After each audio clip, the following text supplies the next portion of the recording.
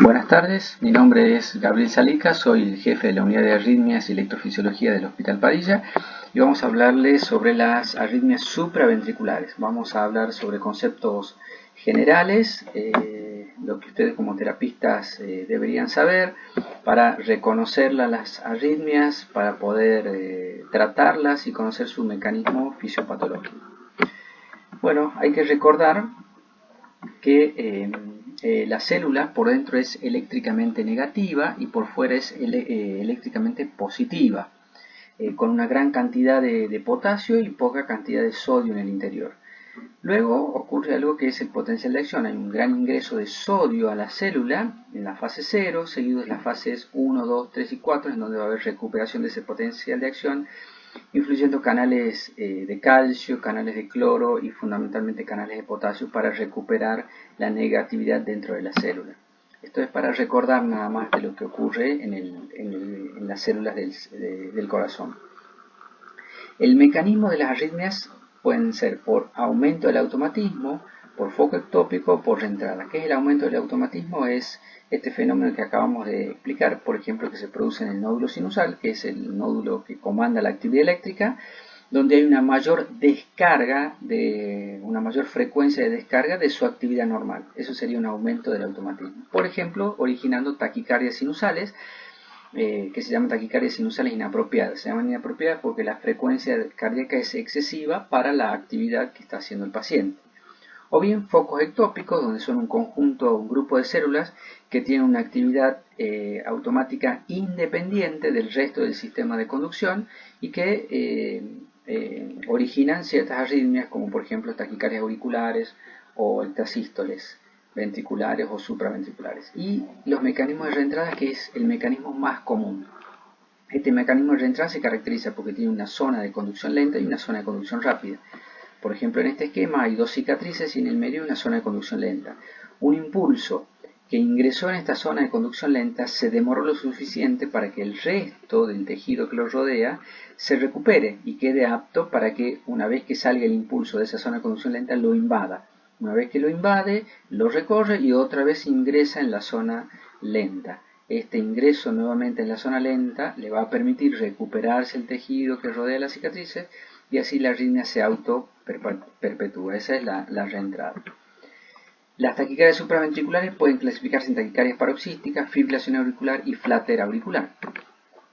Dentro de las paroxísticas están las taquicardias intranodales, las taquicardias mediadas por una vía accesoria, los síndromes de preexcitación ventricular, las taquicardias auriculares y las taquicardias de la unión. La taquicardia intranodal es la más común de todas, tiene una frecuencia del 60%. Es más frecuente en mujeres entre los 40 y 50 años, suelen consultar por palpitaciones referidas al cuello y puede haber poliuria post-taquicardia. Esto se produce por la liberación del péptido natriurético auricular. ¿Cuál es el mecanismo? El mecanismo es una reentrada. Un latido auricular extra no pasa por esta zona de conducción rápida, sino que se bloquea y pasa por la zona de conducción lenta. Al pasar por la zona de conducción lenta va a permitir que esta zona rápida se recupere y entonces invadida por este impulso y otra vez se baja nuevamente a la zona de conducción lenta para ingresar en ella, permitiéndole a la vía rápida recuperarse y así un solo impulso se auto-perpetúa en este circuito. Se le llama intranodal porque este circuito está localizado en la zona del nodo auriculoventricular. Tiene características electrocardiográficas. Una es que prácticamente hay ausencia de onda P, y es difícil visualizarla. Y a veces se manifiesta con estas pseudo S en cara inferior o la pseudo R en B1, que cuando la comparo con el electro en el sinusal veo que no hay ninguna S o que no hay ninguna R en B1. Y esto está representando esta actividad auricular. Y como el circuito es tan pequeño, el impulso está saliendo prácticamente al mismo tiempo hacia el ventrículo que hacia la aurícula. Por eso es que prácticamente no se la ve a la onda P. Otro de los mecanismos es la vía accesoria. Tiene una frecuencia del 35%, es más frecuente en hombres. Desde la niñez suelen tener las palpitaciones y están referidas al precordio y generalmente no tienen irradiación. Aquí también se produce una taquicardia de QRC angosto y donde podemos, el mecanismo es, el impulso está bajando por el sistema de conducción y está subiendo por una vía accesoria que está conectando el ventrículo directamente con la aurícula.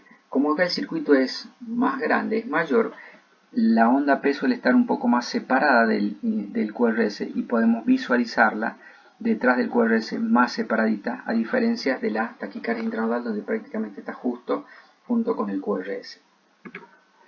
Otros son los síndromes de preexcitación. El síndrome de Wolff-Parkinson-White puede estar asociado a cardiopatía congénita hasta en 30% de los casos, y sobre todo con la anomalía de Epstein. Este síndrome está caracterizado porque hay una vía accesoria al sistema de conducción que conecta directamente la aurícula con uno de los ventrículos. Y esto va a producir un intervalo PR corto, una onda delta, con un ensanchamiento del QRS y trastornos en la repolarización ventricular. Esto va a dar las características electrocardiográficas de este síndrome. Ahora, este síndrome, cuando se presenta con arritmias, puede presentarse con tres tipos de taquicardias. Taquicardia de QRS angosto, donde el circuito funciona del siguiente modo: está bajando por el sistema de conducción y subiendo por la vía accesoria hacia la aurícula. Así, de este modo, hace taquicardia de QRS angosto. O puede el circuito funcionar en sentido inverso: bajar por la vía accesoria y subir por el sistema de conducción, con lo cual va a dar taquicardias de QRS ancho.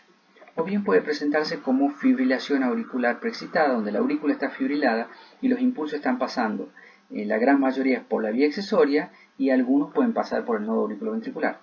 Por esto es que la característica electrocardiográfica es que los intervalos QRS tienen diferente ancho. Algunos son más anchos, otros más angostos. Todo va a depender de cuánta cantidad pasen por el sistema de conducción y cuántos pasen por la vía accesoria. Y como en este caso puede interrumpirse la conducción por la vía accesoria, y fíjense cómo en estos 4 latidos bajó por el sistema de conducción, por eso tiene una morfología como imagen de bloqueo de rama derecha, porque está precisamente pasando por el sistema de conducción y no por la vía accesoria. También pueden presentarse las taquicardias auriculares, que tienen una menor frecuencia, entre el 5 y el 10%. Pueden ser automáticas o reentrantes. En general, las automáticas se presentan en niños y en jóvenes que no tienen cardiopatía, aunque cuando estas taquicardias se hacen incesantes, llevan a desarrollo de taquicardias miopatías. Lo importante es observar el electrocardiograma para que ustedes puedan reconocerla, y observen que acá la onda P siempre está delante del QRS, porque la arritmia está viniendo desde la aurícula hacia los ventrículos, y el ventrículo no participa en el circuito, a diferencia de las otras arritmias que hemos mencionado, como la mediada por una vía accesoria. Y la morfología de la onda P nos podrá orientar sobre la localización de la arritmia, si viene de la aurícula derecha o de la aurícula izquierda. Para que ustedes tengan una idea rápida de cuando ven una taquicardia de QRS angosto, tratar de orientarnos de cuál arritmia puede ser. Bueno, lo que tendríamos que ver es el intervalo RR, si es regular o si es irregular. Si los intervalos QRS son irregulares, tenemos que ver la actividad auricular. Si está ausente, es una fibrilación auricular, y si está presente, tengo que ver la morfología de las ondas P. Si es variable, es decir, que en una misma derivación tengo ondas P positivas, ondas P negativas, ondas P isodifásicas, es una taquicardia auricular multifocal. Si está presente y constante, tengo que ver la frecuencia. Si es mayor de 250 es un flatter, si es menor de 250 es una taquicardia auricular. Si mi taquicardia de QRS angosto tiene QRS, los intervalos RR o los intervalos que hay entre cada QRS son regulares, tendré que observar la actividad auricular nuevamente. Si no la veo, y probablemente es una taquicardia intranodal. Y si es visible, si está detrás del QRS, es una taquicardia mediada por vía accesoria, y si está delante del QRS, otra vez veo la frecuencia de las ondas P para orientarme para un flatter auricular o una taquicardia auricular. Lo importante cuando ven una taquicardia de QRS angosto es ver la regularidad de los intervalos QRS o RR, y luego tratar de identificar la actividad auricular. Si está ausente es una FA, y si está presente, ver si está delante o detrás para orientarnos a cuál tipo de arritmia es. ¿Cómo tratamos la taquicardia de QRS angosto? Bueno, medidas generales: monitorización electrocardiográfica, asistencia respiratoria y de oxígeno, que es más bien para la sensación que tiene el paciente, y una solución fisiológica para una vía periférica. Puedo hacer maniobras no farmacológicas, que consisten en masaje del seno carotidio y maniobras de Valsalva. Estas maniobras son útiles tanto diagnósticas como terapéuticas. Terapéuticas tienen una efectividad del 30%. Y si no funcionan, bueno, las maniobras farmacológicas, en donde puedo utilizar verapamil o adenosina, que es la droga que se utiliza actualmente, en dosis inicial de 6 miligramos endovenoso, y si es caso pasamos a 18 miligramos. Está contraindicado en pacientes asmáticos porque produce un broncoespasmo, y en estos pacientes puede dar un broncoespasmo severo. Cuando hacemos la adenosina debe hacerse en bolo rápido seguido de un bolo de fisiológica para poder vehiculizar rápidamente la droga, ya que tiene una acción de 6 segundos para que pueda interrumpir la arritmia. Y si no, podemos usar la amiodarona en dosis de 5 miligramos kilo en 10 minutos y seguido de una infusión de 1 gramo hasta 1200 miligramos en 24 horas. Acá les muestro un ejemplo. ¿Qué pasa cuando hacemos un masaje seno-carotídeo en una taquicardia supraventricular? Podemos hacer, esto sirvió como maniobra terapéutica porque interrumpió la arritmia, pero además nos da una idea de una diagnóstica, ya que si esto hubiera sido, por ejemplo, un flutter auricular o una fibrilación auricular, no se hubiera interrumpido con un masaje seno-carotídeo. Si es una taquicardia intranodal o si es una taquicardia mediada por una vía accesoria, el masaje seno-carotídeo, que ha hecho una gran descarga vagal, ha actuado sobre el nodo auriculoventricular y ha interrumpido uno de los brazos del circuito, y por lo tanto nos ha servido de diagnóstico y de terapéutica. O bien la adenosina, que en este caso podemos observar una taquicardia donde detrás del QRS vemos claramente las ondas P, y la administración ha interrumpido la arritmia y el paciente ha recuperado el ritmo sinusal.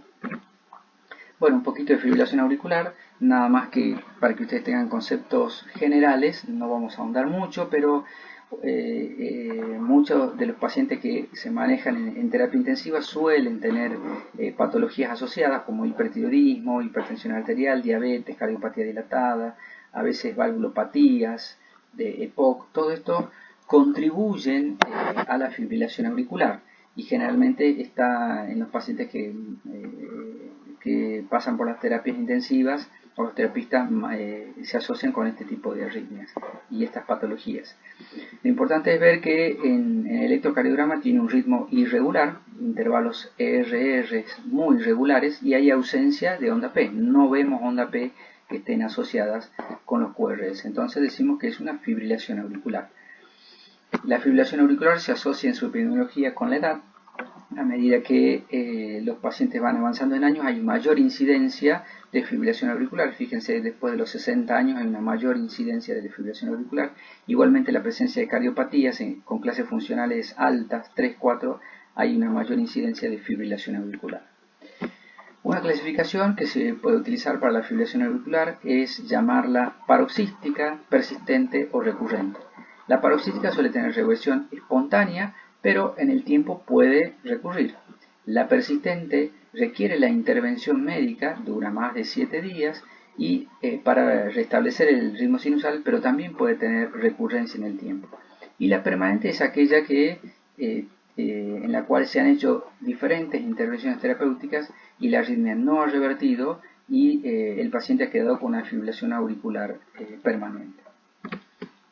Como mecanismos se han enunciado y se han involucrado muchos mecanismos, desde el sistema nervioso autónomo, simpático y parasimpático, con descarga de los mismos que alteran los periodos refractarios, la presencia de focos ectópicos en las venas pulmonares que hacen su descarga sobre el tejido auricular, la presencia de otros mecanismos arrítmicos como los rotores, o la conjunción de todos ellos que son los que generarían la fibrilación auricular.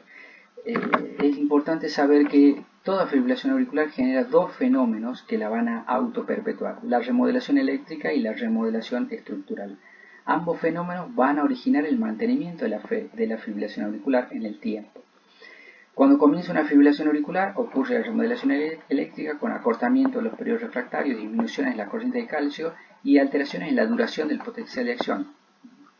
Y a su vez van a comenzar a aparecer, cuando esta persiste en el tiempo, remodelación estructural, que va a llevar a una conducción no homogénea, aumento de la sensibilidad del tejido auricular a catecolaminas y acetilcolina, e inflamación, hipertrofia, dilatación, fibrosis, apoptosis, y ambos van a mantener la fibrilación auricular. Es decir, que la fibrilación auricular se autoperpetúa y la fibrilación auricular produce más fibrilación auricular. Tiene algunas consecuencias hemodinámicas para los pacientes, que son la caída del gasto cardíaco, porque hay una alteración del llenado diastólico por la irregularidad de los RRs asociado a la pérdida del componente auricular. Hay un efecto en la función mecánica, porque la alta frecuencia lleva a una taquicardiomyopatía y llegan hasta un 25% de los pacientes a desarrollar taquicardiomyopatía cuando no tienen la frecuencia de la respuesta ventricular controlada. Y también los fenómenos tromboembólicos, que en la fibrilación auricular son bastante frecuentes, con un riesgo aumentado de entre 2 y 7 veces para accidente cerebrovascular o la presencia de síndromes multiinfartos. Además, altera su calidad de vida por los síntomas y por la terapéutica que tiene que recibir el paciente. Cuando quiero actuar sobre una fibrilación auricular y intentar la reversión de la misma, tendré que tener en cuenta este esquema, que es el tiempo de evolución. Si tiene más de 48 horas, debo hacer un eco transesofágico, y si no hay trombos puedo hacer cardioversión, o bien hacer anticoagulación por 30 días y hacer cardioversión, o si encuentro trombos tendré que anticoagular 30 días, repetir el eco transesofágico para recién iniciar la cardioversión. Y en la cardioversión, si hay descompensación hemodinámica, la cardioversión eléctrica es la indicada y se debe hacer cardioversión sincrónica, comenzando a veces con 200 joules o 150 joules si hay equipos bifásicos, llegando a 360 joules, e incluso haciendo un tercer choque anteroposterior si no hay una respuesta a los choques anteriores.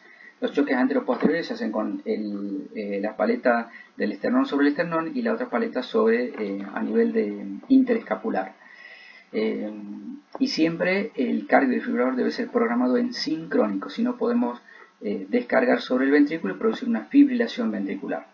Y si no hay descompensación hemodinámica, puedo hacer cardioversión farmacológica, y acá puedo tener presente la presencia o no de cardiopatía, si hay cardiopatía miodarona, y si no hay cardiopatía puedo usar los agentes clase 1C como flecainida, propafenona o también el conocido esquema de Sokolov. Bueno, algo del tratamiento crónico, donde uno puede apuntar el control del ritmo, el control de frecuencia, con distintas opciones terapéuticas, y sobre todo el gran tema es la anticoagulación. Los pacientes de bajo riesgo pueden no anticoagularse, y los pacientes de alto riesgo, de riesgo moderado, deberían anticoagularse. Para eso se han usado varios scores. Uno de los más conocidos es el CHAS-2, donde toma insuficiencia cardíaca, hipertensión arterial, edad más de 75 años, diabetes, accidente cerebrovascular, y les da un puntaje a cada uno. La presencia de mayor puntaje es de alto riesgo, a partir de 3, entre 1 y 2 es de riesgo moderado, y el 0 es bajo riesgo. Bueno, el bajo riesgo no se anticoagula, el riesgo intermedio y alto siempre hay que considerar la anticoagulación. Este score se ha actualizado agregando el sexo femenino, la edad entre 65 y 74 años y la presencia de enfermedad vascular, con la intención periférica, enfermedad vascular periférica, con la intención de mejorar la sensibilidad. Pero es lo mismo, el bajo riesgo no se anticoagula, el alto riesgo se anticoagula, y el riesgo intermedio hay que considerar la anticoagulación. Acá está el esquema que se sigue, que es similar a lo que acabamos de describir.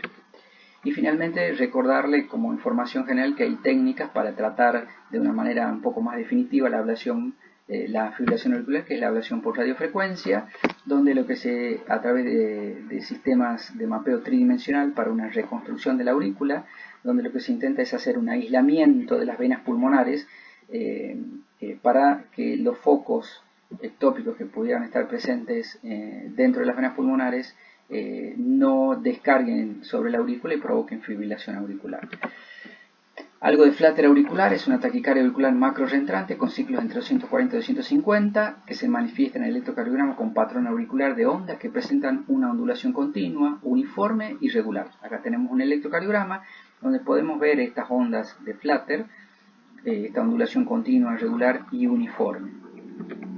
El mecanismo es una macro reentrada. Hay una zona de conducción lenta y una zona de conducción rápida que permite el giro de la arritmia. En general están asociadas al anillo mitral y al anillo tricuspidio. estas estructuras anatómicas asociadas a las conducciones anisotrópicas permiten que ocurran estos fenómenos de reentrada, zona de conducción lenta y zona de conducción rápida, para que haya el fenómeno de reentrada.